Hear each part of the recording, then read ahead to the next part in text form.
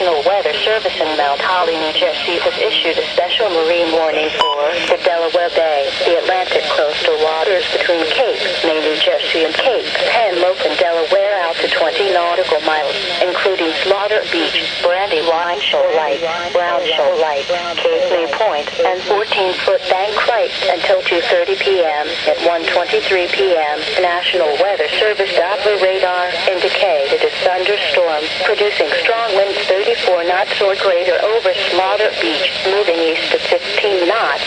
This strong thunderstorm will be near over Slaughter Beach by 1:40 p.m., 6 nautical miles south of 14-foot bank right by 2:20 p.m., 2 nautical miles north of Brown Shoal Light, and 2 nautical miles south of Brandywine Shoal Light by 2:25 p.m., 6 nautical miles west of Cape May Point by 2:30 p.m. Mariners can expect gusty winds, high waves, dangerous lightning, and heavy rains. Boaters should seek safe harbor immediately until the storm passes.